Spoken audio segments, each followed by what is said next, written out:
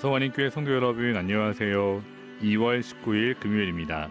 다 같이 새 찬송가 266장 주의 피로 이룬 샘물 함께 찬송하시겠습니다.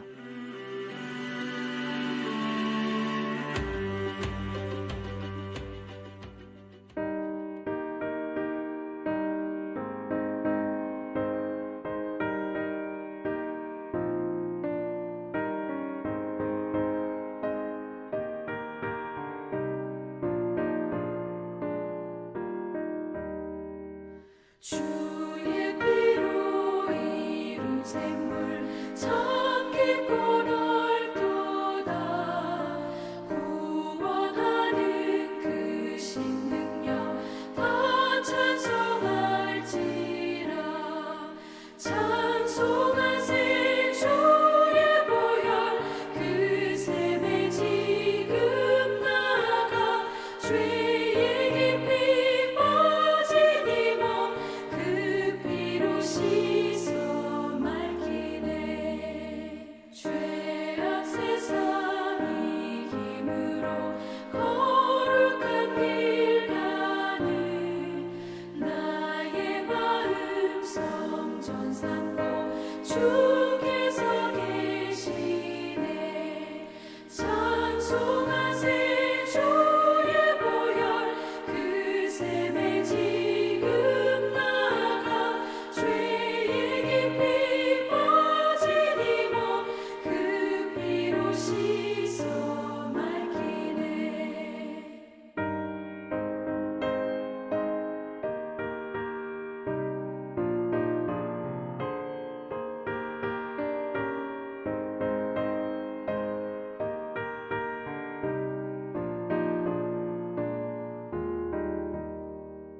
주 예수를 깊이 아는 놀라운 그 은혜 하늘나라 즐거움이 매일 새롭도다.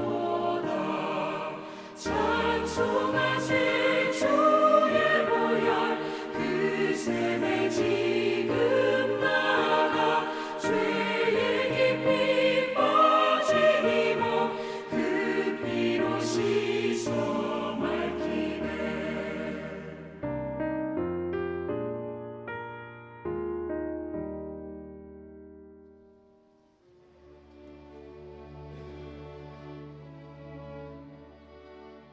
아멘.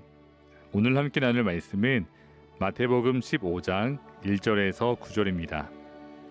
그때 바리새인과 서기관들이 예루살렘으로부터 예수께 나와 이르되 당신의 제자들이 어찌하여 장로들의 전통을 범하나이까? 떡 먹을 때에 손을 씻지 아니하나이다. 대답하여 이르시되 너희는 어찌하여 너희의 전통으로 하나님의 계명을 범하느냐? 하나님이 이르셨으되 내 부모를 공경하라 하시고 또 아버지나 어머니를 비방하는 자는 반드시 죽임을 당하리라 하셨거늘 너희는 이르되 누구든지 아버지에게나 어머니에게 말하기를 내가 드려 유익하게 할 것이 하나님께 드림이 되었다고 하기만 하면 그 부모를 공경할 것이 없다 하여 너희의 전통으로 하나님의 말씀을 폐하는도다. 외식하는 자들아 이사야가 너희에 관하여 잘 예언하였도다. 일러스되 이 백성이 입술로는 나를 공경하되 마음은 내게서 멀도다. 사람의 계명으로 교훈을 삼아 가르치니 나를 헛되이 경배하는도다 하였느니라 하시고. 아멘. 코로나 바이러스의 전 세계적인 유행은 우리의 삶의 작은 부분까지 모두 다 바꿔 놓았습니다. 예를 들어 이제 더 이상 마스크를 쓰지 않고는 외출할 수 없게 되었습니다. 마스크를 쓰지 않은 채 집을 나섰다가 마스크 하면서 다시 발길을 돌린 적이 저는 여러 번 있습니다. 또한 손 세정제의 사용은 어느덧 우리의 일상이 되었습니다. 하루에 몇 번씩이나 손 세정제를 사용하는지 헤아릴 수 없을 만큼 자주 사용하고 있습니다. 어느 때보다 손 씻기가 더 강조되고 있습니다.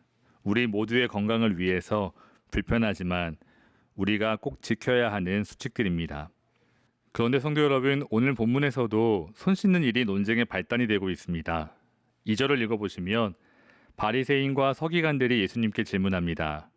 당신의 제자들이 어찌하여 장로들의 전통을 범하나이까 떡 먹을 때에 손을 씻지 아니하나이다.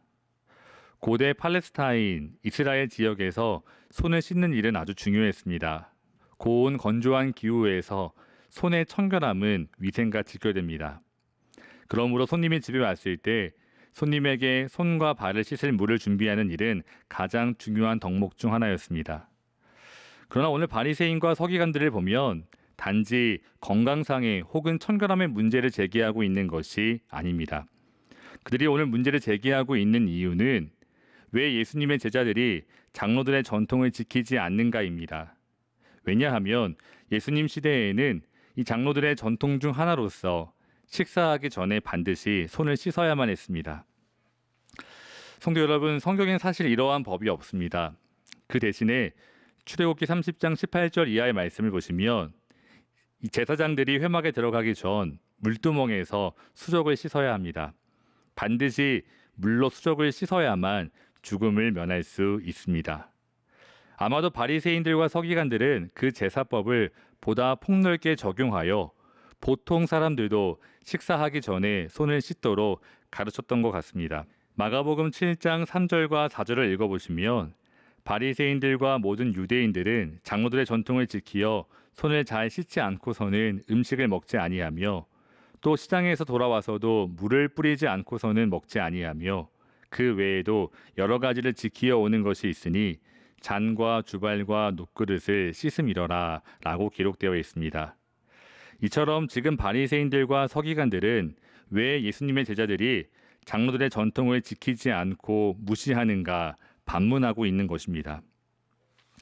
바리새인들과 서기관들의 고소 앞에서 예수님께서는 이 장로들의 전통보다 기록된 하나님의 말씀이 더 우선되어야 한다고 말씀하십니다. 예수님께서는 자신의 주장을 뒷받침하기 위해 장로들의 전통이 오히려 하나님의 계명과 위배되는 한 가지 예를 들어 설명해 주고 계십니다. 바로 고르반이라는 장로들의 전통입니다. 오늘 우리가 읽은 성경에서는 사실 고르반이라는 단어가 나오지 않습니다. 그러나 동일한 사건을 기록하고 있는 마가복음 7장을 보시면 이 고르반에 대해 잘 설명해 주고 있습니다. 마가복음 7장 11절 말씀을 보시면 예수님께서 이렇게 말씀해 주십니다. 너희는 이르되 사람이 아버지에게나 어머니에게나 말하기를 내가 드려 유익하게 할 것이 고르반 곧 하나님께 드림이 되었다고 하기만 하면 그만이라 하고 아멘. 이 고르반이라는 전통에 따르면 하나님께 무언가를 드렸거나 혹 무언가를 드린다고 말만 하면 부모님에 대한 의무에서 면제가 됩니다. 성도 여러분, 이러한 전통은 분명 내 부모를 공경하라는 하나님의 말씀과 위배되는 것이었습니다. 그럼에도 불구하고 바리새인들과 서기관들은 내 부모를 공경하라는 하나님의 말씀보다 장로들의 전통을 더 우위에 놓고 그 전통을 따르는 데만 힘썼습니다. 즉 바리새인들과 서기관들의 문제는 바로 하나님의 말씀보다 인간의 전통을 더 우위에 놓고 하나님의 말씀을 외면했다는 데 있습니다. 그러므로 비록 그들이 다른 사람보다 더 열심을 가지고 그 전통을 지켰다고 해도 9절 말씀과 같이 사람의 계명으로 교훈을 삼아 가르치니 하나님을 헛되이 경배하게 되는 것입니다. 성도 여러분, 오늘 우리는 이 본문의 말씀을 통해서 먼저 인간들의 법과 전통, 어떠한 관습이나 혹은 교훈도 다 하나님의 말씀 아래 그 권위 아래 있다는 사실을 기억해야 합니다. 성도 여러분, 우리 나성환인교회는 신학적으로 칼빈주의 전통 아래 있습니다. 저 또한 칼빈주의자로 불려지기를 소망합니다. 그런데 성도 여러분, 제가 칼빈주의를 좋아하고 칼빈주의자로 불려지기를 소망하는 이유는 오직 하나입니다. 칼빈주의가 어떠한 신학보다도 가장 성경에서 가르치는 바에 충실하다고 믿고 있기 때문입니다. 칼빈주의를 자세히 살펴보시면 인간의 이성으로 설명되지 않는 많은 부분들을 다 수용합니다. 성경의 권위 아래 철저히 인간의 이성을 내려놓습니다. 그래서 사실 칼빈주의자들은 결코 교만하지 않습니다. 스스로 칼빈주의자라고 하면서 교만한 사람들은 분명 문제가 있습니다. 그리고 한 가지 또 분명한 사실은 제가 비록 칼빈주의를 좋아하고 칼빈주의자라고 불려지기를 소망하지만 칼빈주의를 포함해 그 어떠한 주의도 결코 성경의 권위를 넘어설 수 없습니다. 그 어떠한 주의도 오직 성경의 감독, 그 조명 아래 평가되어야 합니다. 사랑하는 우리 나성안입교회 교우들은 그 누구보다도 성경을 사랑하고 성경의 절대 권위를 바로 인정할 수 있기를 주님의 이름으로 축원합니다. 아울러 성도 여러분, 우리의 전통과 습관을 계속해서 말씀 앞에 비춰보고 또 개혁해 갈 수 있기를 바랍니다. 우리의 신앙의 삶도 마찬가지이고 우리 교회도 마찬가지입니다. 우리들의 지난 신앙생활 동안 우리의 믿음의 선배들과 또 부모님으로부터 물려받은 귀한 신앙의 전통이 있습니다. 우리는 무엇보다도 그 귀한 믿음의 전통을 잘 지켜갈 수 있도록 노력해야 합니다. 성도 여러분, 우리 믿음의 선배들은 이 이스턴 동산 위에 30년 전 이렇게 아름다운 예배당을 세웠습니다. 구체적인 과정에 대해서는 제가 비록 아는 바가 없지만 수많은 성도들이 드렸을 기도와 헌신을 생각할 때마다 마음이 뭉클해집니다. 성도 여러분, 오늘 우리가 그 아름다운 헌신을 이어가야 합니다. 이와 함께 우리의 삶을 계속해서 말씀 앞에 비춰보고 지금까지 혹 잘못되었거나 또는 미흡한 부분이 있었다면 늘 개혁되어야 합니다. 교회는 항상 개혁되어야 한다. 종교개혁의 모토입니다. 성도 여러분, 우리 개인적인 삶도 우리의 교회도 늘 개혁되어야 합니다. 지난 믿음의 선배들이 남겨준 유산은 잘 지켜가고 그 전통을 이어가되 지키는 데만 결코 안주해서는 안 됩니다. 조금 더 성경적으로 하나님의 뜻에 부합할 수 있도록 노력해야 합니다. 어느 한 사람의 노력만으로 열매를 맺을 수 없습니다. 우리 모두가 오직 말씀을 그 표대로 삼아 나아갈 때 진정한 변화와 개혁이 우리 가운데 열매를 맺을 수 있습니다. 말씀을 정리하겠습니다. 성도 여러분, 우리 삶의 표대는 오직 하나님의 말씀입니다. 다른 그 무엇이 하나님의 말씀을 결코 대신할 수 없습니다. 그러므로 오늘 하나님의 말씀을 읽고 배우고 묵상하는데 우리가 더 열심을 낼 수 있기를 소망합니다. 그리고 그 하나님의 말씀을 더 온전하게 깨달을 수 있도록 기도하기 원합니다. 하나님의 말씀에 대한 우리의 사랑과 그 열심이 우리 삶 속에 그리고 우리 교회 가운데 귀한 열매로 나타낼 수 있기를 주님의 이름으로 축원합니다. 다 같이 기도하겠습니다. 사랑의 하나님, 우리 삶 가운데 말씀을 주셔서 감사합니다. 우리가 얼마나 하나님의 말씀을 사랑했는지 그리고 묵상하며 깨닫기를 힘썼는지 우리의 삶을 돌아봅니다. 주님, 우리의 열심 없음을 용서해 주시고 다시 주님의 말씀을 배우는데 힘쓰게 하여 주시옵소서.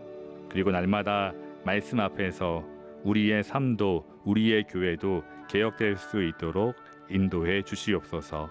예수님의 이름으로 기도합니다. 아멘.